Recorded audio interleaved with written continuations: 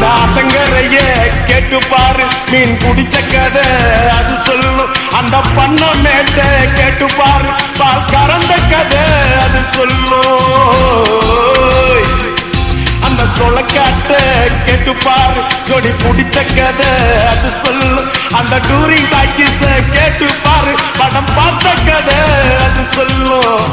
கர்ணம் போட்டு கண்ணத்துல குதிச்ச நினைவுகள் மலருது, மனசுக்குள் குளிருது.